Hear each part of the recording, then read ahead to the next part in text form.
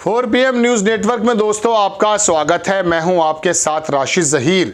अंबानी का घर एंटीलिया काफी चर्चा में था, अब दोबारा से चर्चा में आ गया है।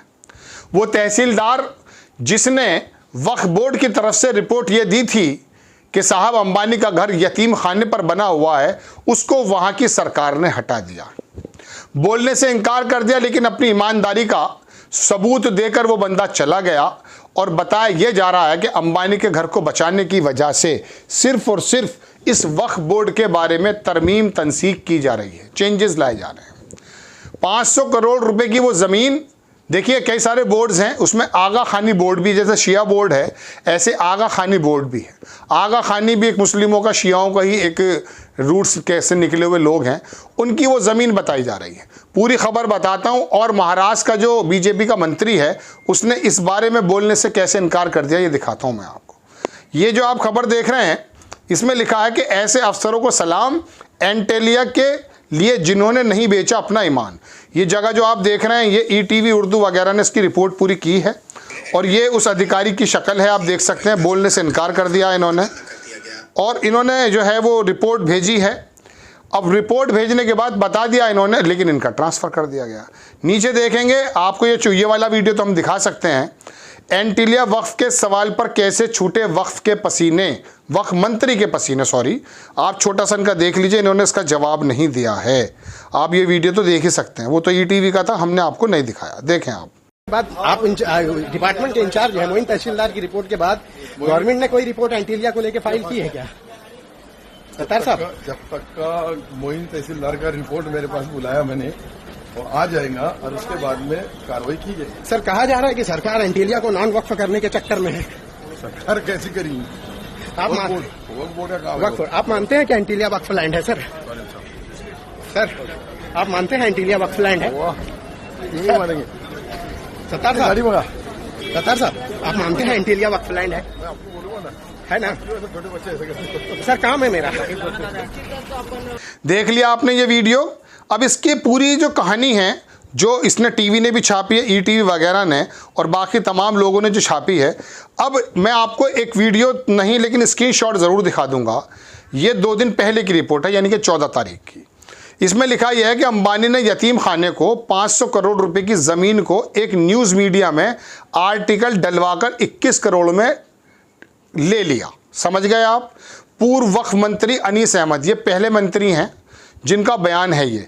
उन्होंने कहा वक्फ बोर्ड की 2017 की वो रिपोर्ट जिसमें एंटीलिया वक्फ मिल्कियत थी, लेकिन लालची और भ्रष्ट सदस्यों ने सन 2024 में इसे नॉन वक्फ करार देकर ठहराव पास किया है। ये अनीस अहमद जो मंत्री थे उनका बयान है। आपको थोड़ा सा बयान में दिखा भी दे सकता हूँ, स्क्रीनशॉट लगा लीजिए आप। तो बहरहाल बात यह है दोस्तों कि अंबानी की ज़मीन को बचाने के लिए, अंबानी के 5000 करोड़ रुपए के घर को बचाने के लिए क्या मोदी जी कुछ भी कर जाएंगे? महाराष्ट्र सरकार कुछ भी कर जाएगी? अधिकारियों का तबादला एक रूटीन प्रक्रिया है, लेकिन उसकी जो रिपोर्ट है उसे लोगों के सामने क्यों नहीं लेकर आया आप? जब उसने वो रिपोर्ट भेज दी है जिसमें कहा गया है कि ये ज़मीन यतीम खाने की थी, इसमें कुरान को पढ़ाने का एक कमरा भी मौजूद था, उसको बाकायदा प्लानिंग के साथ लाया गया, फिर उसको ख़रीद लिया गया और अंबानी ने अपना एक शानदार घर बना दिया। बुलडोज़र बाबाओं, जब ज़रा से बात को अतिक्रमण करके आप ढहा देते हैं, कहाँ पर हैं आप? आप ही की पार्टी के लोग तो हैं जो एंटीलिया बनाने दे रहे थे। हालांकि ये जो बनना शुरू हुआ था ये कांग्रेस के समय हुआ था, ऐसा नहीं है कि ये अभी हुआ है। 2014 के बाद तो ये वक्फ बोर्ड को ही जो बदलने का पूरा मामला बना है, वो तो उस कांग्रेस आई की जो लापरवाही थी उसके अंदर मोहर लगाने की कोशिश की जा रही है। तो ये अंबानी और अडानी इस देश के कितने बड़े, वाकई मैं कह सकता हूं कि गॉडफादर हैं, जैसा कि लोगों का मानना भी है। कुछ लोग आरोप भी लगाते हैं। इनके लिए सारे नियम एक तरफ। मैं एंटीलिया को ढहाने के पक्ष में नहीं हूं। मैं एंटीलिया जैसी घर को जिस जगह पर वो थी उन यतीमों को देने के पक्ष में हूं। कम से कम पूरे भारत में और दुनिया में नज़ीर यह आए कि जब एक कारोबारी, एक मालदार व्यक्ति, एक देश को पीछे से चलाने वाला व्यक्ति आरोप के मुताबिक किसी की ज़मीन को हड़प कर या किसी भी तरीके से ले करके अपना वहाँ आलीशान भवन बनाता है, तो वो तमाम भवन सही जगह उन्हीं लोगों को सौंप दी जाती है जिनको यतीम खाने में यतीम बच्चे कहा जाता है। ऐसा आप कर सकते हैं, चूंकि सरकार हिल जाएगी, एंटीलिया नहीं गिरेगा दोस्तों, एंटीलिया यतीम खाने को नहीं जाएगा। ये तो मेरा ख्याली पुलाव है जो मैंने आपके सामने बताए हैं। ये तो दरअसल अगर वो गया तो मालूम है होगा क्या, साउथ के एमपी टूट जाएंगे, गुजरात के एमपी चले जाएंगे, उड़ीसा के एमपी चले जाएंगे, बिजनेसमैन उल्टा सीधा काम, मतलब आपको पता ही नहीं चलेगा। आपको लगेगा यार ये आसाम के अंदर क्या हो रहा है, पता चला आसाम के अंदर जो नेताओं की खरीदो फरोख्त है, उल्टा सीधा काम है, होने लगेगा। गुजरात में, महाराष्ट्र में, मतलब इनकी जड़ें इतनी फैली हुई हैं कि प्रधानमंत्री जैसे पद पर बैठे हुए व्यक्तियों को भी कभी कभी दौरा करना पड़ जाता है, ऐसे आरोप लगते हैं। पोलैंड का दौरा हो या कहीं और का दौरा हो, बांग्लादेश में हो या श्रीलंका के, तो मंत्री ने कहा कि वहाँ पीएम ऑफिस की तरफ से या पीएम का दबाव है वहाँ तमाम ठेके देने के लिए। तो आपको मालूम है क्या है, आप तो दरअसल इस बात पर लड़ रहे हैं कि वो थूक रहा है रोटी पर, वो थूक रहा है, उसको फांसी चढ़वा दो ना, कानून मौजूद है भाई। झूठ लगा करके पेशाब की रिपोर्ट करेगा वो तो। आपको सिर्फ ये बताया जा रहा कि जो मस्जिद बनी 3 मंजिल बन गई, इसे ढा दीजिए, ढा दीजिए भाई। अरे भैया ढा दो भाई, कोई दिक्कत नहीं है। अतिक्रमण अगर है तो ढहा दो, लेकिन अतिक्रमण अगर है तो सब कुछ ढहाना पड़ेगा आपको, लेकिन आप ढहाएंगे नहीं। क्या आप तमाम देश के जो तमाम चौराहे हैं पर जो मंदिर बने हुए हैं इलीगल्स, जो अतिक्रमण के उसमें आते हैं, अगर आते हैं, उनको ढहाने के लिए बुलडोज़र का बी वहाँ पर लगा सकते हो? बी भी नहीं ले सकते आप, क्योंकि आपको मालूम है हमारा वोट बैंक कौन सा है। आपको इस वोट बैंक से कोई दिक्कत नहीं है। परेशानी तो यह है कि इस वोट बैंक को जितना टीज आप करेंगे आपका वोट बैंक मजबूत होता है।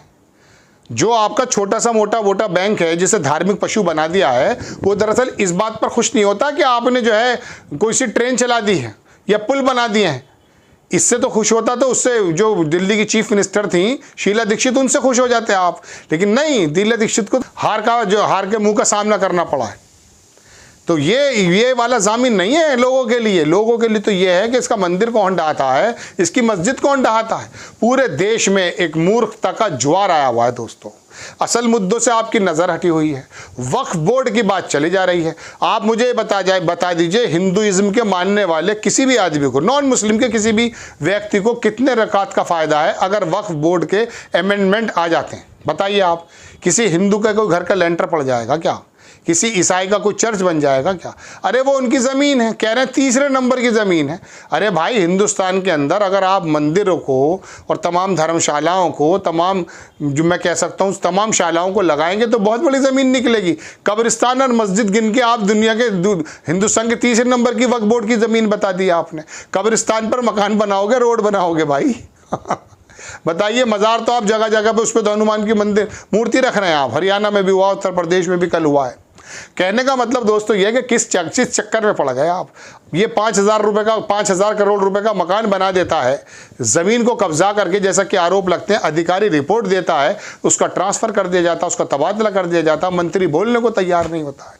ये आपके और मेरे देश में हो रहा है, जहाँ पर हम सब कभी कभी संविधान के दरोगा बनते हैं। संविधान से चलेगा देश? अरे नहीं भाई, ये तो मालदार के कॉन्टेक्ट से देश चलेगा, और चल रहा है।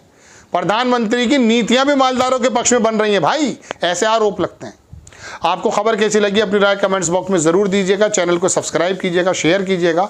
नेक्स्ट टाइम मैं किसी खबर के साथ हाजिर होता हूँ। जय हिंद।